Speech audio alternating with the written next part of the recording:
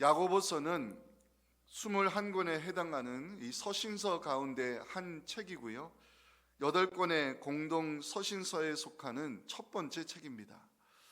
야고보서는 초대교회 때부터 많은 문제점을 아는 채 오해를 받아왔고 정당한 평가를 받지 못한 서신서입니다. 그 이유가 뭐냐? 두 가지로 이야기할 수 있는데요. 하나는 이 사도적 권위에 대한 의심 때문에 초대교회 당시 정경성에 문제가 제기되었고, 또 하나는 종교개혁 당시 마틴 루터가 주장했던 이신칭의 사상과의 마찰 때문이었습니다. 이신칭의 신학으로 종교개혁을 이끌었던 마틴 루터는 야고보서를 가리켜서 지푸라기 서신이라고 표현하였으며, 야고보서에는 아무런 복음을 찾아볼 수 없다고 마틴 루터는 부정적 평가를 내리기도 하였습니다. 마틴 루터가 야고보서를 인정하지 않는 이유, 야고보서는 예수 그리스도의 죽음이나 이 부활을 언급하지 않고 있기 때문입니다. 이러한 이유로 마틴 루터는 1522년 독일어로 출판된 신약성경 초판에서 야고보서를 제외시키기도 하였습니다.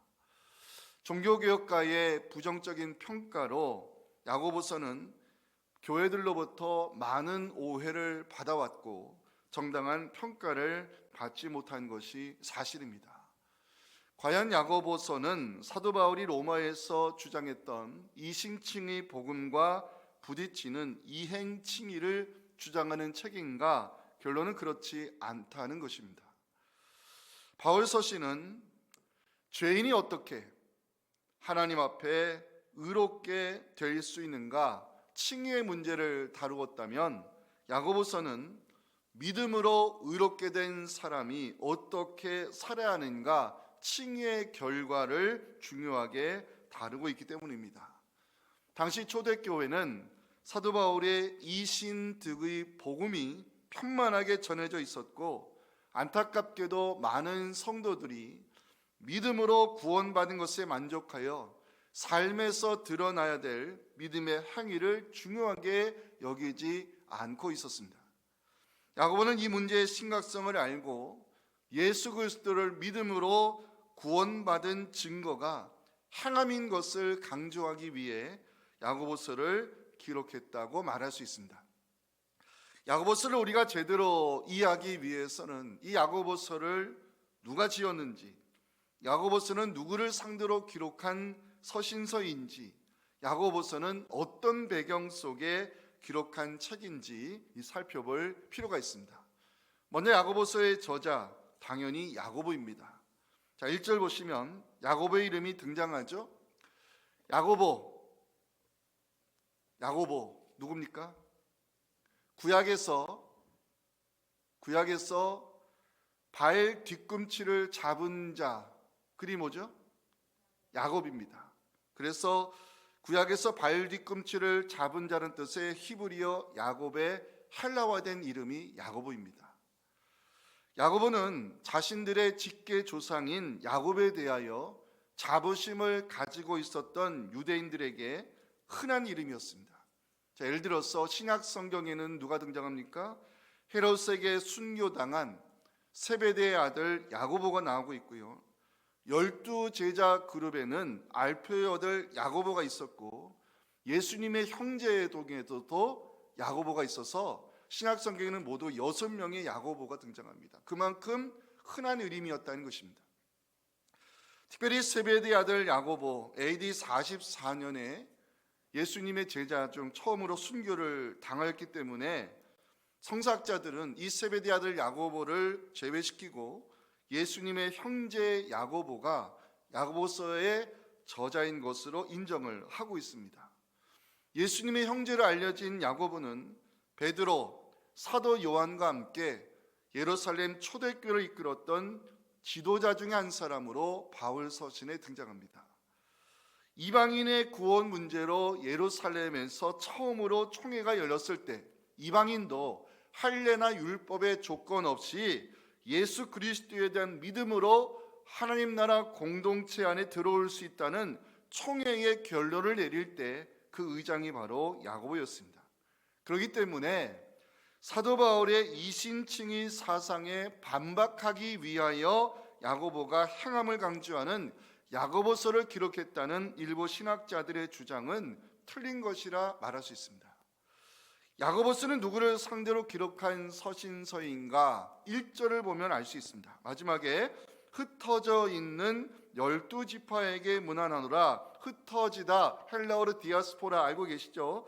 로마 제국 전체에 흩어져 있는 유대인 출신 크리스찬들에게 야고보가 선지서를 기록하여 하나님 말씀을 전하고 있음을 성경이 보여주고 있습니다.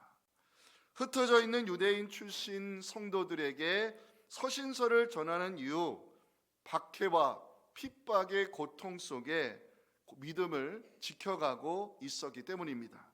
흩어짐의 배경, 사도행전 8장 1절에서 찾아볼 수 있습니다.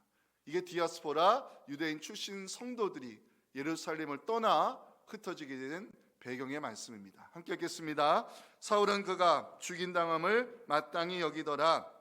그날에 예루살렘에 있는 교회에 큰 박해가 있어 사도 외에는 다 유대와 사마리아 모든 땅으로 흩어지니라. 아멘. 스데반 집사의 순교 이후 초대교회는 박해가 시작이 되었고 흩어진 성도들은 유대인들에게 핍박을 받으며 사회적으로 고립되어 어려운 삶을 살아가고 있었습니다. 야고보는 흩어진 유대인 출신 그리스도인들의 형편을 위로하고 시험과 유혹 속에 있는 성도들의 믿음을 지켜주기 위해 야고보서를 기록한 것으로 성서학자들은 그 배경을 이해하고 있습니다. 언젠가 기회가 되면 야고보서를 처음부터 끝까지 강의하고 싶은 생각을 가지고 있었습니다. 오늘부터 야고보서 말씀을 살펴보기 원하는데요. 오늘 시험을 이겨낼 수 있는 그리스도인 되기 위해 우리에게 필요한 것이 무엇인지 함께 말씀의 은혜를 나누기 원합니다. 첫째 메시지 같이 한번 읽어보겠습니다. 시작. 성도는 자신의 정체성과 분명한 신앙 고백을 가지고 살아가야 합니다. 자, 야고보서가 시작되는 말씀 1절 보실까요? 하나님과 주 예수 그리스도의 종 야고보. 저는 이 1절의 말씀을 묵상하면서 성도는 자신의 정체성과 분명한 신앙 고백을 가지고 살아간다는 이 야고보서의 메시지를 깨닫게 되었습니다. 성도가 가지고 있어야 될 정체성과 신앙 고백이 무엇인가? 첫 번째는 종의 의식입니다. 야고보는 자신을 하나님과 예수 그리스도의 종으로 소개하고 있습니다. 야고보가 서신서를 기록할 때 야고보의 위치를 여러분들이 생각할 필요가 있습니다. 갈라디아서 2장 9절에 보면요, 사도 바울이 예루살렘 교회 지도자들을 언급하는 장면이 나오는데 야고보를 베드로, 사도 요한과 함께 교회의 기둥 같은 지도자로 소개하고 있습니다. 기둥같이 여기는 야고보와 게바와 요한도 내게 주신 은혜를 알므로 나와 바나바에게 친교의 악수를 하였으니 우리는 이방인에게로 그들은 할례자에게로 가게 하게 함이라. 야고보, 게바, 요한, 사도 바울이 언급하는 예루살렘의 기둥 같은 교회 지도자들입니다. 이방인의 구원 문제로 기독교 역사상 처음으로 총회가 열렸을 때 초대교회 의장을 맡아서 결론을 내린 사람이 바로 야고보입니다. 사도행전 15장 13절 19절 20절의 총회 결론을 내리는 장면인데요, 말을 마침에 야고보가 대답하여 이르되 형제들아 내 말을 들으라. 그러므로 내 의견에는 이방인 중에서 하나님께로 돌아오는 자들을 괴롭게 하지 말고 다만 우상의 더러운 것, 음행과 목매어 죽인 것과 피를 멀리하라고 편지하는 것이 옳다고 결론을 내린 사람이 바로 초대교회 의장 야고보였습니다. 야고보 예수님의 형제입니다. 야고보는 초대교회에서 기둥 같은 지도자의 위치에 있었고요, 총회 의장을 맡은 영적 리더였습니다. 하지만 야고보는 자신의 위치와 지위를 무시하고 나는 하나님과 예수 그리스도의 종이라고 소개하고 있습니다. 하나님과 예수 그리스도의 종, 이 종이란 단어가 알다시피 헬라어로 둘로스, 당시 주인에게 매여 있는 종은요, 복종과 충성만을 요구받는 비천한 신분이었습니다.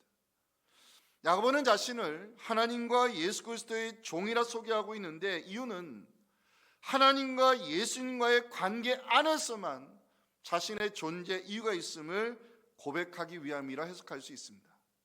다시 말하면 하나님을 떠난 야고보는 의미가 없다는 것입니다. 예수님과의 관계를 떠나서는 자신은 소개할 것이 아무것도 없으며 존재할 이유가 없다는 종의 고백, 야고보의 믿음이라 말할 수 있습니다. 종, 초대교회를 이끌었던 사도들이 가지고 있던 정체성입니다. 로마서 1장 1절에서 사도 바울은 자신을 이렇게 고백합니다. 예수 그리스도의 종 바울은 사도로 부르심을 받아 하나님의 복음을 위하여 택장을 입었다. 베드로서 1장 1절에서 사도 베드로는 자신이 이렇게 부르고 있습니다. 예수 그리스도의 종이며 사도인 시몬 베드로. 종의 의식을 가지고 있으면 겸손의 자리 지킬 수 있습니다. 종의 의식을 가지고 있으면 그 섬김이 문제될 것이 없습니다. 종의 의식을 가지고 있으면 하나님께서 영광의 사역자로 사용하십니다. 야고보가 나는 하나님과 예수 그리스도의 종이라고 고백하는 이유는 자신의 사상이나 자신의 생각을 기록하기 위함이 아니라 하나님 말씀을 전하는 도구로, 특별히 예수 그리스도를 증거하는 복음의 통로로 사용되기를 바라는 마음에 이 야고보서를 기록하고 있기 때문에 그 첫머리에서 나는 하나님과 예수 그리스도의 종이라고, 이 종의 의식을 가지고 하나님 말씀을 전하는 도구로 예수 그리스도를 증거하는 복음의 도구로 쓰임받기를 원하는 마음에 야고보서를 기록하는 이유를 우리 1절에서 발견할 수 있습니다. 두 번째 우리가 기억해야 될 것은 신앙 고백입니다. 자, 1절 다시 보십니다. 봐주세요.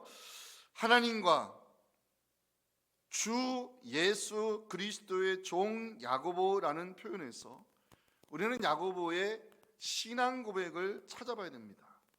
말씀드렸지만 야고보는 예수님의 형제였지만 야고보는 예수님을 나의 형제라 기록하지 않고 하나님과 주 예수 그리스도의 종이라고 표현하고 있습니다.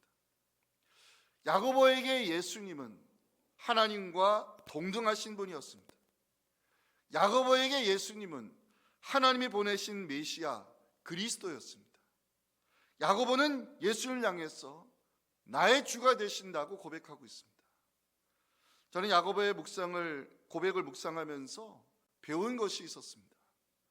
하나님의 종으로 부름받은 사람은 예수 그리스도에 대한 분명한 신앙 고백을 가지고 있어야 한다는 사실이었습니다. 야고보는 왜 예수님을 나의 형제라 부르지 않고 하나님과 동등하신 분으로, 하나님 보내신 메시아로 나의 주가 되심을 고백하는 것일까? 자신의 과거를 알고 있었기 때문입니다. 야고보는 예수님을 하나님이 보내신 그리스도로 믿지 않았던 자신의 과거를 기억하고 있었습니다. 요한복음 7장 3절부터 5절에 보면 야고보의 과거가 나옵니다. 그 형제들이 예수께 말합니다.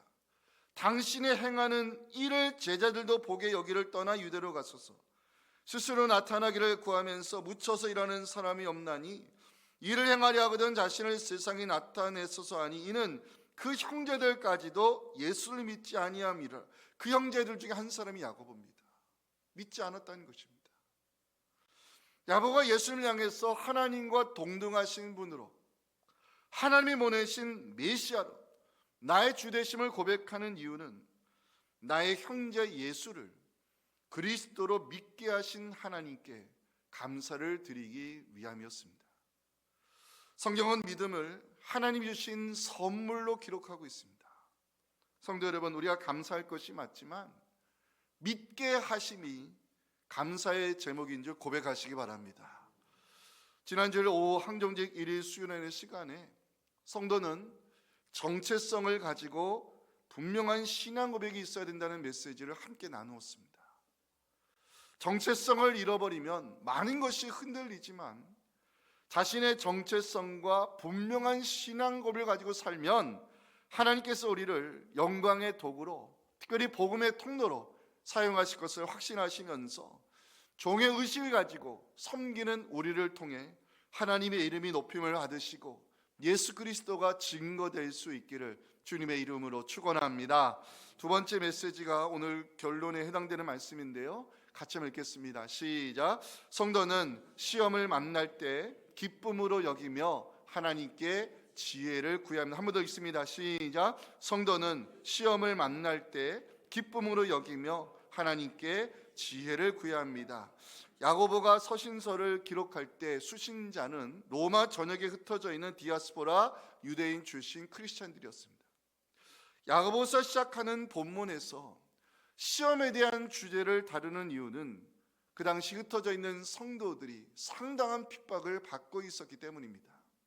흩어짐 그 자체가 고통이고 그 자체가 고난의 시작이지만 유대인 출신 크리스찬들은 어떤 핍박을 당하고 있었을까? 세 가지로 성서학자들은 이야기합니다. 첫째는 동족의 핍박이 있었습니다. 스데반 집사가 순교당한 이후에 예루살렘 초대교회에 큰 박해가 시작이 됐고 성도들이 흩어질 수밖에 없었습니다. 흩어진 성도들은요, 그 박해를 피해 숨어 들어간 것이 아니라 그 흩어짐을 오히려 복음을 전하는 기회로 삼았다고 누가는 사도행전 8장 4절에서 기록하고 있습니다. 그 흩어진 사람들이 두루다니며 복음의 말씀을 전했다는 것입니다. 흩어진 성도들 여러 지역에 들어가 예수 그리스도가 우리의 구주가 되신다는 복음을 전했을 때 유대인들 가만히 있지 않았습니다. 유대인들로 인한 이 동족의 핍박 때문에 많은 성도들은 환난의 시간을 맞이해야 했습니다. 두 번째는 정치적 핍박이 있었습니다. 야고보 사도가 헤롯의 칼에 죽임을 당하고 난 후에 베드로 사도가 감옥에 갇히는 사건이 발생했습니다. 로마 제국의 힘을 이용해서 정치적인 박해로 사도가 죽임당하고 옥에 갇히게 되면서 성도들 역시 사회적으로 고립되면서 정치적으로 핍박받는 안정된 삶을 살지 못했습니다. 세 번째 핍박은 경제적 궁핍이었습니다. 글라디오 황제 때 일어난 큰 흉년으로 인해서 기근이 일어났고 경제적 궁핍은 동족의 핍박과 정치적 박해를 받고 있는 유대인 출신 크리스찬들의 삶을 더욱 어렵게 만들었습니다. 야고보는 이에 대한 소식을 듣고 로마 전역에 흩어져 있는 유대인 출신 그리스도인들에게 그들을 위로하고 믿음을 지켜주고자 시험을 당할 때 성도가 가져야 될 자세에 대하여 오늘 본문에서 언급하기 시작합니다. 2절 말씀 같이 읽겠습니다. 시작. 내 형제들아, 너희가 여러 가지 시험을 당하거든 온전히 기쁘게 여기라. 표시해 주세요. 시험을 당하거든 온전히 기쁘게 여기라. 자, 이 시험 앞에 여러 가지라는 수식어가 붙어 있죠. 여러 가지, 여러 종류란 뜻인데 시험은 다양한 방법으로 찾아온다는 것을 야고보가 강조하고 있습니다. 성도가 시험을 당할 때, 여러 가지 종류의 시험이 찾아올 때 어떻게 해야 될까? 야고보는 본문에서 세 가지 방법론을 제시합니다. 첫 번째 방법, 기쁨으로 여기라는 것입니다. 2절 마지막에 표시한 말씀, 시험을 당하거든 기쁘게 여기라 기록하고 있는데 여기라는 헬라어는 생각하라는 뜻입니다. 다시 말하면 생각의 전환이 필요하다는 것입니다. 시험을 당하거든 기쁘게 생각하라. 야고보가 이것을 강조하는 이유는 시험은 연달받을 수 있는 기회로 우리를 유익하게 하기 때문입니다. 성도가 세상을 살다 보면 여러 가지 시험 당할 수 있습니다. 성도가 세상에서 신앙의 양심 지키려 하면 사람들에게 이용당할 수 있습니다. 중요한 것은 그 시험 당했을 때 우리는 연단이 주는 유익을 생각하며 기쁘게 생각하는 생각의 전환이 필요함을 야고보가 처음으로 강조하고 있습니다. 시험이 우리에게 주는 유익이 뭘까요? 시험이 우리에게 주는 유익은 인내의 열매가 맺히는 기회가 될 수 있다는 것입니다. 3절입니다. 이는 너희 믿음의 시련이 인내를 만들어내는 줄 너희가 알미라. 사도 바울도 고난이 주는 유익에 대해서 로마서 5장 3, 4절 말씀을 기록할 때 인내를 언급한 적이 있습니다. 우리가 환난 중에도 즐거워야 되는데 왜 즐거워야 되느냐? 환난은 인내를, 인내는 연단을, 연단은 소망을 이루는 줄 암이라고 기록했습니다. 3절에 시련이라는 단어가 나오죠. 시련, 금과 은을 뜨거운 불 속에 녹여 불순물을 제거하는 것인데, 성경에서 시련은 성도의 믿음을 테스트하는 과정이라고 베드로전서 1장 7절은 말씀하고 있습니다. 같이 읽어보겠습니다. 너희 믿음의 확실함은 불로 연단하여도 없어질 금보다 더 귀하여 예수 그리스도께서 나타나실 때에 칭찬과 영광과 존귀를 얻게 할 것이라고 성경은 말씀합니다. 불같은 시험은 우리의 믿음을 연단하는 과정으로, 견고한 믿음의 사람으로 세움받기 위해서는 시련의 시간이 때로 필요함을 성경이 말씀하고 있습니다. 야고보는 시험을 당하거든 기쁘게 여기라 권면하고 있는데, 기쁘게 여기라 생각의 전환을 가리키는 의미이기도 하지만 기회로 만들어라, 이렇게 우리가 이 뜻을 해석할 수 있습니다. 기회로 만들어라. 하나님 우리의 믿음을 시험하기 위하여처럼 시련을 허락하실 때가 있습니다. 중요한 것은 우리는 시련과 연단을 나에게 유익이 되는 시간으로 만들어야 한다는 사실입니다. 고난당한 것이 내게 유익이 되었다는 시편 기자의 간증처럼 우리가 시험을 나에게 유익이 되는 시간으로 만들 때 우리는 믿음의 시련이 가져다주는 열매, 인내를 만들 수 있다고 오늘 3절은 우리에게 말씀하고 있습니다. 시험을 당할 때 우리가 기쁨으로 생각하며 나에게 유익이 되는 시간으로 만들면 어떤 결과가 구체적으로 나타날까? 4절을 여러분들이 읽어주시면 좋겠습니다. 시작.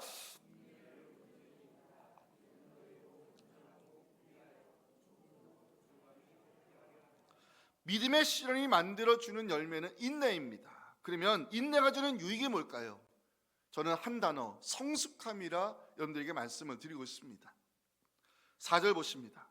지금 읽으신 온전하고 구비하여 조금도 부족함이 없다, 이게 다 같은 뜻입니다.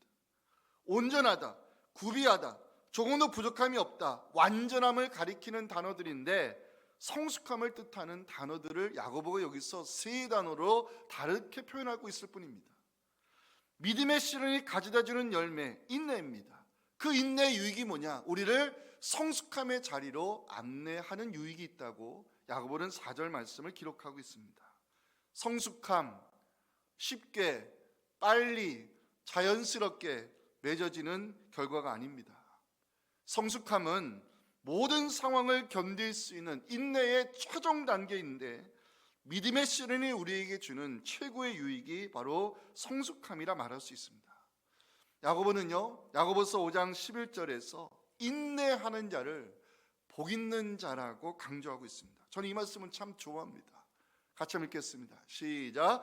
보라, 인내하는 자를 우리가 복되다 하나니 너희가 욥의 인내를 들었고 주께서 주신 결말을 보았거니와 주는 가장 자비하시고 긍휼히 여기신 이 말씀 잠깐 띄워놔 주세요. 보세요. 인내하는 자를 야고보는 복 있는 자라고 언급합니다. 왜? 욥의 예가 있기 때문에 그렇습니다. 욥의 인내를 우리가 성경에서 들어왔고 주께서 욥에게 주신 결말을 우리가 보았기 때문이라고 하면서 인내하는 자가 복이 있음을 강조합니다. 자, 욥기의 결말이 뭐죠? 욥기의 결말, 하나님께서 욥에게 숫자적으로 이건 중요한 건 아니지만 2배의 축복을 안겨준 것을 성경이 기록하고 있습니다. 2배의 축복. 욥은 시험과 연단을요, 인내의 열매를 만드는 기회로 만들었고, 성숙의 그릇을 준비하게 됐을 때 하나님은 그 욥이 준비한 성숙의 그릇 속에 2배의 축복을 안겨주신 것이 욥기의 결말입니다. 두 번째, 우리가 시험을 당할 때 성도된 우리에게 필요한 것은 위로부터 난 지혜를 구하는 것이 필요하다고 야고보는 두 번째 방법론을 제시합니다. 성도가 시험을 만날 때 기쁘게 여기며 생각의 전환이죠, 인내의 열매, 바로 이 인내의 시련을 통해서 우리가 얻게 되는 유익의 결과인데, 그 인내의 열매를 통해 성숙함에 이르는 것이 바로 인내가 주는 유익이라고 야고보가 우리에게 첫 번째 말씀을 전했습니다. 자, 두 번째, 야고보가 시험을 당하는 형제들에게 제시하는 두 번째 말씀은 바로 하나님께 지혜를 구하라는 5절의 말씀입니다. 5절 말씀 중요합니다. 같이 읽겠습니다. 시작. 너희 중에 누구든지 지혜가 부족하거든 모든 사람에게 후히 주시고 꾸짖지 아니하시는 하나님께 구하라. 그리하면 주시리라. 자, 여기서 지혜는 무엇을 의미할까요? 여기서 지혜는 무엇을 의미할까? 궁금하신 분 야고보서 3장 17절로 가셔서 펜으로 표시해 주세요. 오직 위로부터 난 지혜 표시해 주세요. 성도가 시험을 당할 때 시련을 이겨내기 위해서는 위로부터 난 지혜가 필요한데, 다시 말하면 하나님 주시는 지혜가 필요하다고 야고보가 강조하는 장면입니다. 성경에 하나님께 지혜를 구하라 말씀하는 이유가 있어요. 그 이유를 5절에서 야고보는 두 가지로 제시합니다. 5절 보시면서 말씀 잠깐 들어주세요. 하나님께 지혜를 구하라 야고보가 강조하는 이유는 5절에 그 두 가지로 제시되는 이유 때문인데, 하나는 우리 하나님은 후히 주시는 분이기 때문입니다. 후히 주신다, 헬라어로 너그럽게 기꺼이 주신다는 의미인데요, 하나님은 지혜를 구하는 자에게 너그럽게 주시고 기꺼이 주신다고 야고보는 기록하고 있습니다. 또 하나 이유, 우리 하나님은 구하는 자를 꾸짖으시는 분이 아니라고 성경에서 말씀하고 있습니다. 오히려 하나님이 꾸짖는 사람이 있어요. 누굴까요? 구하지 않는 사람입니다. 야고보 4장 2절 마지막 보시면 너희가 얻지 못하면 구하지 아니하기 때문이라고 하면서 하나님은 구하지 않으냐는 자를 꾸짖으신다고 이렇게 강조하고 있습니다. 하나님은 구하는 자를 귀히 여기시고 후히 주시며 위로부터 난 지혜 부어주심을 여러분 기억해 주시고, 인생 살아가시면서 당하게 되는 여러 가지 시험을 하나님 주시는 지혜, 위로부터 난 지혜로 극복해 나가는 우리 모두가 될 수 있기를 간절히 소망합니다. 우리가 시험을 당할 때 성도에게 필요한 것 마지막 세 번째 방법은 시험과 유혹을 분별할 수 있어야 한다는 것입니다. 시험과 유혹을 분별하라. 자, 12절 13절 말씀을 같이 읽겠습니다. 시작. 시험을 참는 자는 복이 있나니 이는 시련을 견디어낸 자가 주께서 자기를 사랑하는 자들에게 약속하신 생명의 면류관을 얻을 것이기 때문이라. 사람이 시험을 받을 때에 내가 하나님께 시험을 받는다 하지 말지니 하나님은 악에게 시험을 받지도 아니하시고 친히 아무도 시험하지 아니하시느니라. 자, 기억할 거 있어요. 중요한 포인트예요. 12절 13절에 공통으로 나오는 단어가 시험이란 단어예요. 그런데 12절에 나오는 시험과 13절에 나오는 시험이 완전히 다른 의미로 사용이 됐다는 것입니다. 12절에 나오는 시험은 우리의 믿음을 테스트하는 시련으로, 시험을 참는 자, 그 시련의 시간을 견디는 자가 생명의 면류관을 차지한다고 성경은 약속하고 있어요. 이해가 되시죠? 하지만 13절에 나오는 시험은 같은 헬라어 단어이지만 유혹이라는 뜻으로 야고보가 사용하고 있어요. 그래서 13절을 이해하시려면 시험 대신에 유혹이라는 단어를 넣어서 읽으시면 이해가 됩니다. 한번 읽어볼까요? 유혹이라는 단어 넣어서 시작. 내가 사람이 유혹을 받을 때에 내가 하나님께 유혹을 받는다 하지 말지니 하나님은 악에게 유혹을 받지도 아니하시고 친히 아무도 유혹하지 아니하시니. 이해가 되시죠? 이 13절에 나오는 시험이란 단어가 12절의 시험과 같은 헬라어 단어지만 여기서는 야고보가 유혹이라는 뜻으로 사용을 했습니다. 중요한 것은 하나님이 허락하시는 시험이 있고 사탄이 우리에게 주는 유혹이 있다는 것을 성도된 우리는 분별할 수 있어야 한다는 것입니다. 이게 포인트입니다. 하나님이 허락하시는 시험은 믿음을 테스트하기 위함이요 마침내 우리에게 복을 주기 위한 목적이 있기 때문에 우리는 하나님이 주는 시험이라 생각이 된다면 그 시험을 끝까지 참고 견디는 것이 중요합니다. 왜? 우리는 욥의 결말을 알고 있기 때문에.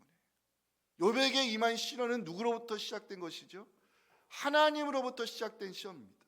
하나님이 주신 시험은 목적이 두 가지, 우리의 믿음을 테스트하기 위하며 마침내 복을 주기 위함이기 때문에 하나님으로부터 오는 테스트, 그 시험은 우리가 끝까지 참고 견뎌야 됩니다. 왜? 생명의 면류관이, 복이 약속되어 있기 때문에 그렇습니다. 하지만 사탄이 주는 유혹의 최종 목적은 우리를 넘어뜨리기 위함인 것을 기억하시면 사탄이 주는 유혹이다 판단되시면 우리는 그 유혹의 자리에서 빨리 빠져나오는 것이 우리의 믿음을 지키는 유일한 방법입니다. 예를 들어 하와가 사탄의 유혹에 넘어갔죠. 결국 선악과를 먹었습니다. 죄가 시작이 됐죠. 사망이 들어왔습니다. 하와가 사탄의 유혹에 넘어간 이유를 누군가 저에게 묻는다면 저는 한 가지를 지적할 수 있어요. 그 유혹의 장소에서 너무 오래 머물러 있었다는 것입니다. 유혹의 장소라고 판단이 된다면 우리는 그 장소를 빨리 빠져나오는 것이 내 믿음 지키는 유일한 방법인데, 하와가, 다윗이 그 사람들이 넘어진 자리를 분석해 본다면 그 유혹의 자리에서 너무 오래 머물러 있었다는 것이 문제의 시작입니다. 하나님이 주시는 시험과 마귀가 주는 유혹을 우리가 분별하기 위해서는 필요한 것이 있습니다.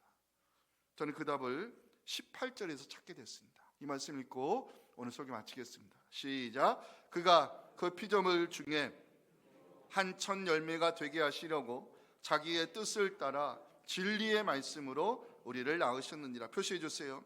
진리의 말씀으로 우리를 낳으셨느니라. 하나님은 우리를 진리의 말씀으로 낳으셨다고 성경이 기록하고 있습니다. 주의 자녀가 마귀의 유혹을 물리칠 수 있는 유일한 무기가 있습니다.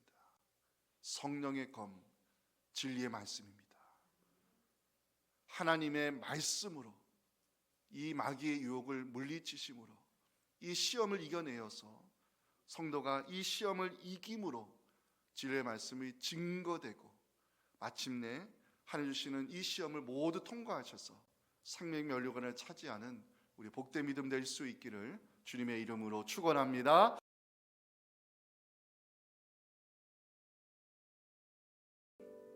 지금은 우리 하여금 시험을 이겨낼 수 있도록 기도 가운데 도우시는 우리의 유일한 중보자 예수 그리스도의 은혜와 구하는 자에게 하늘의 지혜를 부어주시는 아버지 하나님의 크신 사랑과 성령의 역사가 오늘 주신 이 귀한 말씀을 가지고 영적 전쟁이 매일 벌어지고 있는 이 삶의 현장에서 이 시험을 오히려 인내의 열매를 맺어가는 그 결과로 만들어 성숙함의 자리에 이르러 하나님 주신 지혜로 이 하나님 주신 시험과 마귀의 유혹을 분별하여 특별히 하나님의 말씀 성령의 검으로 마귀와 영적 전쟁에서 승리하기 원하는 우리 사랑하는 성도들의 이 간절한 기도들과 우리 다음 세대 자녀들의 신앙과 교회 사역 위에 지금부터 영원토록 함께 하시기를 간절히 축원하옵나이다. 아멘.